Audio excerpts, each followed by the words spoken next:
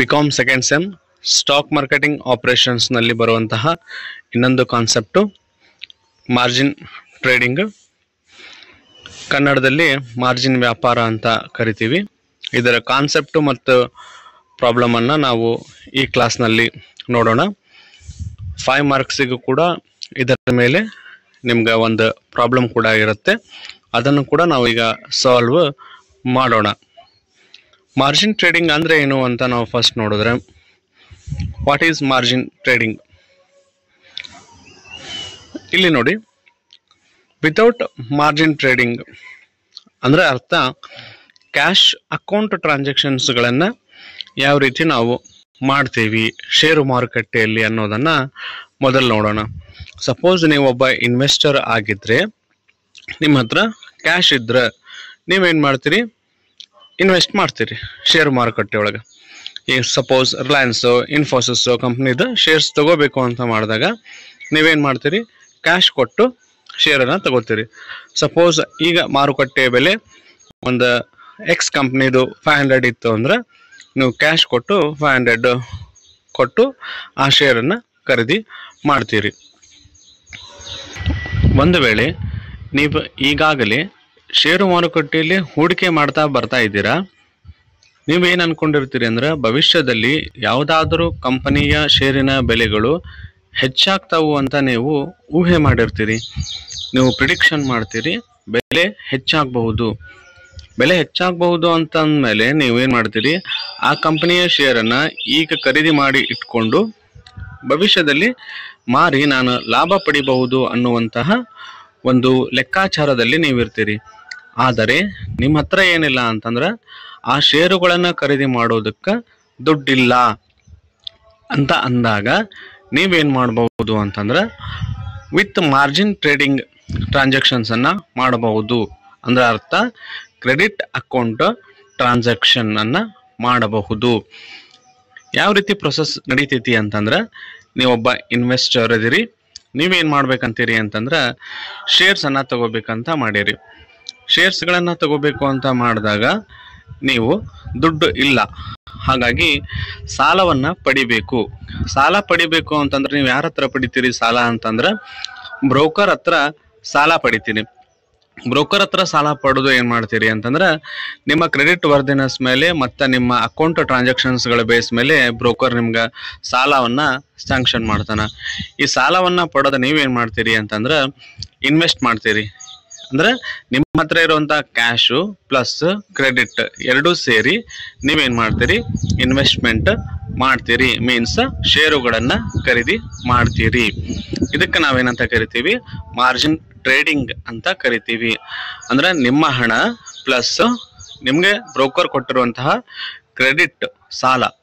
Suppose ಅಗಾಳೆ ಹೇಳಿರುವಂತಹ example, X ಅನ್ನೋ ಕಂಪನಿಯ ಒಂದು ಶೇರಿನ ಬೆಲೆ 500 ಇದೆ ಅಂತ ಅಂದ್ರೆ ನೀವು ಒಂದು 300 ಕ್ಯಾಶ್ ನೀವು ಹಾಕಿದ್ರಿ, ಬ್ರೋಕರ್ 200 ಸಾಲ ಕೊಟ್ಟ, ಟೋಟಲ್ ಎಷ್ಟಾಯಿತು? 500 ಸೇರಿಸಿ ನೀವೇನು ಮಾಡಿದ್ರಿ? ಶೇರನ್ನು ಖರೀದಿ ಮಾಡಿದ್ರ. ಅದಕ್ಕೆ ಮಾರ್ಜಿನ್ ಟ್ರೇಡಿಂಗ್ ಅಂತ ಹೇಳಿ ನಾವು ಕರಿತೀವಿ. ಮೀನಿಂಗ್ ನೋಡೋಣ. 2 ಮಾರ್ಕ್ಸ್ಗೆ meaning what is margin trading ಅಂತ ಹೇಳಿ ನಿಮ್ಗೆ ಬಂದ್ರೆ, margin trading refers to the practice of buying shares or stock by borrowing funds from a broker. In this trading, an investor pays only a portion of total purchase value, while broker lends the rest. The securities brought acts as collateral for the loan. Problem 1 ಈ margin trading ಮೇಲೆ ನೋಡೋಣ ಅಂತ. Following are the information about margin trading of mister Nikhil. Margin trading account balance ₹4 lakh. ಅಂದ್ರೆ ಈ ನಿಖಿಲಿನ margin trading ಅಕೌಂಟ್ದಲ್ಲಿ ಇರುವಂತಹ balance total 4 lakh. Next broker provides 60% of X. 4 ಲಕ್ಷದ 2,40,000 ಬ್ರೋಕರ್ ಕೊಡ್ತಾನ. Then Nikhil provides remaining 40% of X, that is rupees 1,60,000. 4 lakh total ಆಗಬೇಕು. ಹಾಗಾಗಿ remaining 1,60,000 Nikhil own ಫಂಡನ್ನು ಹಾಕಿದ. ಮಾರ್ಜಿನ್ ಟ್ರೇಡಿಂಗ್ ಅಂದ್ರೆ ಅದೇ ಅರ್ಥ, ಕ್ಯಾಶ್ ಪ್ಲಸ್ ಕ್ರೆಡಿಟ್. ಇಲ್ಲಿ ಕ್ಯಾಶ್ ಅಂದ್ರೆ 1,60,000, ಕ್ರೆಡಿಟ್ ಅಂದ್ರೆ 2,40,000. Brokerage and interest to broker 5% of X ಅಂತ ಕೊಟ್ಟಾರ. 5% ಅಂದ್ರೆ 4 ಲಕ್ಷದ 5% ಎಷ್ಟಾಗುತ್ತೆ? 20,000. ಅವರೇ ಅದನ್ನು ಕೊಟ್ಟಿದ್ದಾರೆ, ಬ್ರೋಕರೇಜ್ ಮತ್ತು ಇಂಟ್ರೆಸ್ಟನ್ನು. ಸಪೋಸ್ ಅವ್ರ ಪರ್ಸೆಂಟೇಜ್ ಅಷ್ಟ ಮೆನ್ಷನ್ ಮಾಡಿದ್ರೆ ನೀವು ಕ್ಯಾಲ್ಕುಲೇಟ್ ಮಾಡ್ಕೋಬೇಕು. Market opening rate, purchase rate rupees 200 per share. ಒಂದು ಶೇರಿನ ಖರೀದಿಯ ಬೆಲೆ ಎಷ್ಟು ಅಂದರೆ 200 ರೂಪಾಯಿ.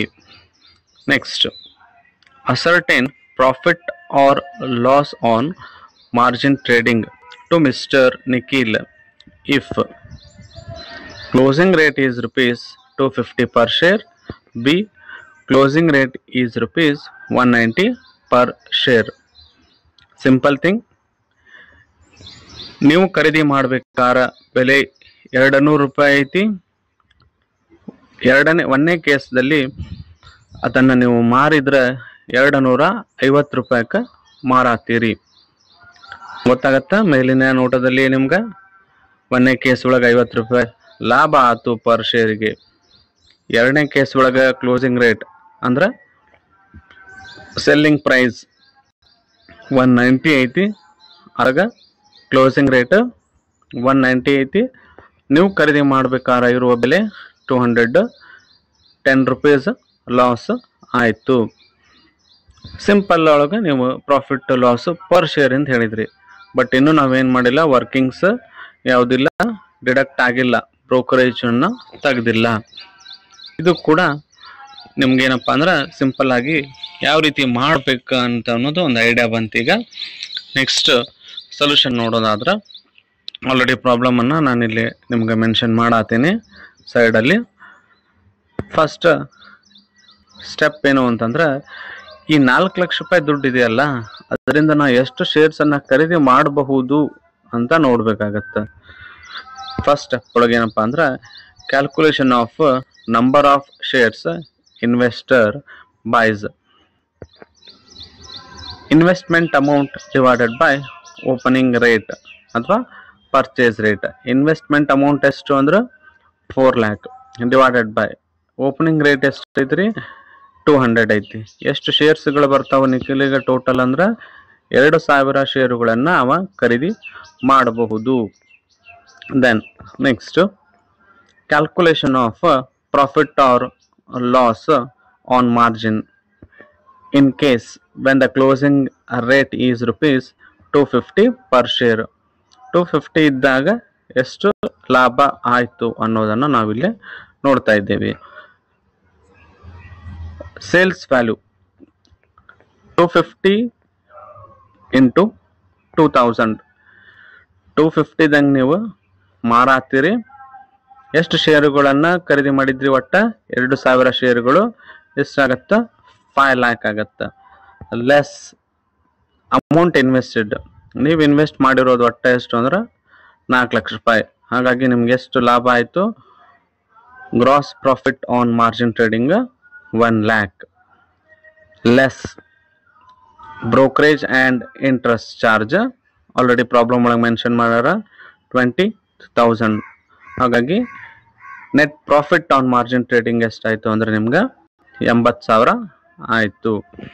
ಸಿಮಿಲರ್ಲಿ ಎರಡನೇ ಕೇಸ್ ಒಳಗೆ ನಿಮ್ಮದು ಏನಪ್ಪ ಅಂತಂದ್ರೆ, ಇಲ್ಲಿ ನಿಮ್ಗೆ ಇನ್ವೆಸ್ಟ್ಮೆಂಟ್ ಮಾಡಿರೋದ್ರಿಂದ 80,000 ಲಾಭ ಆಯಿತು.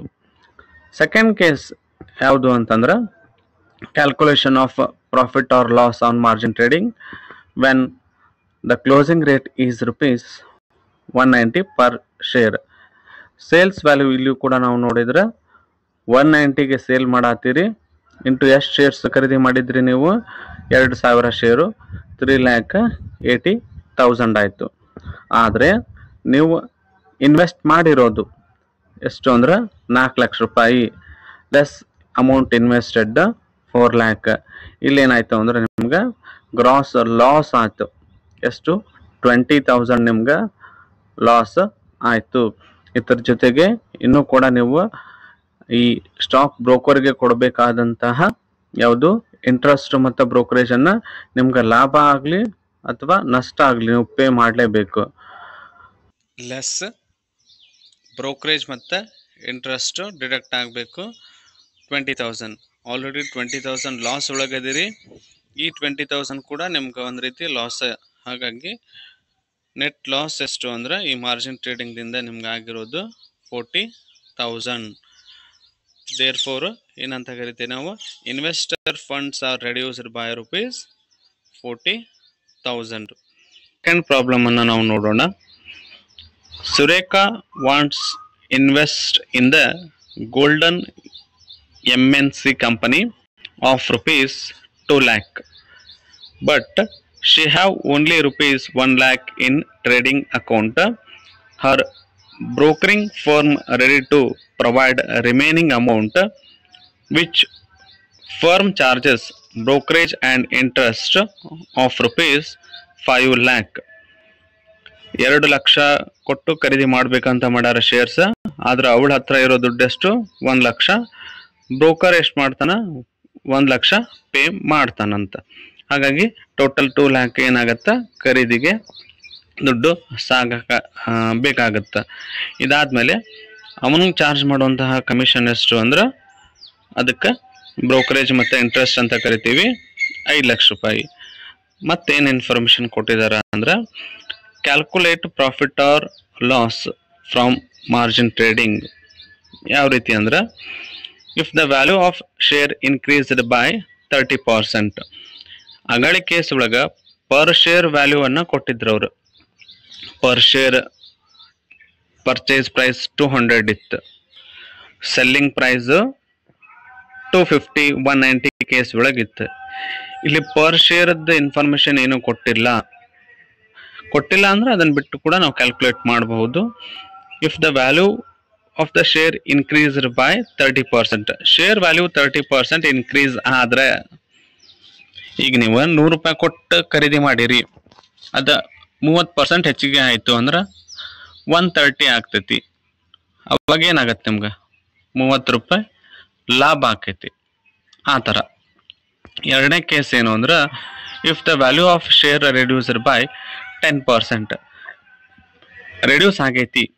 100 ರೂಪಾಯಿ ಇರೋದು 10% ರೆಡ್ಯೂಸ್ ಅಂದ್ರೆ 90 ಆಗತ್ತೆ, 10 ರೂಪಾಯಿ ಲಾಸ್ ಆಗತ್ತೆ. ಒಂದನೇ ಕೇಸ್ ಒಳಗ 30 ರೂಪಾಯಿ ಲಾಭ ಆದ್ರೆ, ಎರಡನೇ ಕೇಸ್ ಒಳಗ 10 ರೂಪಾಯಿ ಲಾಸ್ ಆಗತ್ತೆ. ಇದನ್ನ ನಾವು ಆನ್ಸರ್ ಅನ್ನ ಮಾಡ್ಬೇಕು. ಯಾವ ರೀತಿ ಅಂತ ನಾವಿಲ್ಲಿ ನೋಡೋಣ.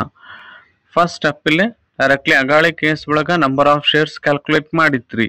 ಯಾಕಂದ್ರೆ ಅಲ್ಲಿ ಖರೀದಿ ಬೆಲೆಯನ್ನ ನಂಬರ್ ಆಫ್ ಶೇರ್ಸ್ ಒಳಗೆ ಕೊಟ್ಟಿದ್ರು. ಇಲ್ಲೇ ಇಲ್ಲದೆ ಇರೋದ್ರಿಂದ ಅದನ್ನೇನು ಕ್ಯಾಲ್ಕುಲೇಟ್ ಮಾಡೋ ಅವಶ್ಯಕತೆ ನಾವು ಇಲ್ಲ. Directly calculation of profit or loss on margin trading ಅನ್ನ ಮಾಡೋದು. If the value of share increased by 30%, sales value ಇಲ್ಲಿ ನಾವು 30% ಇರೋದ್ರಿಂದ 130 ಅಂತ ತಗೊಂಡೈತಿ. 130 into 2 lakh divided by 100, 2,60,000 ಆಗತ್ತೆ. ಲೆಸ್ ಅಮೌಂಟ್ ಇನ್ವೆಸ್ಟ್ ಮಾಡಿರೋದು ನೀವು 2 lakh. ಹಾಗಾಗಿ ಗ್ರಾಸ್ ಪ್ರಾಫಿಟ್ ಎಷ್ಟಾಯ್ತು ನಿಮ್ಗೆ? 60,000 ಆಯ್ತು. ಇದರಲ್ಲಿ ಏನು ಡಿಡಕ್ಟ್ ಆಗಬೇಕು ಅಂತಂದ್ರೆ, ಈ ಒಂದು ಬ್ರೋಕರೇಜ್ ಮತ್ತು ಇಂಟ್ರೆಸ್ಟ್ 5,000 ಡಿಡಕ್ಟ್ ಆಗಬೇಕು. Therefore profit on margin trading net profit 55,000 ಆಯ್ತು. 130 ಯಾಕೆ ತಗೊಂಡೈತಿ ಅಂದ್ರೆ ಅರ್ಥ ಆಯ್ತಲ್ಲ. ಏನ್ ಹೇಳಿದ್ರು ಅಂದ್ರೆ ಅವರು ಇನ್ಕ್ರೀಸ್ಡ್ ಬೈ 30%. 100 ಇದ್ರೆ ಎಷ್ಟು ಆಗಿರ್ತೈತಿ? 130 ಆಗಿರ್ತೈತಿ. 100ಕ್ಕೆ 30% ಅಂದ್ರೆ 30 ಆಗತ್ತೆ. 100 + 30 = 130. ಹಾಗಾಗಿ ಡೈರೆಕ್ಟ್ ತಗೊಂಡು ನಾನು ಇಲ್ಲಿ ಮಾಡೀನಿ.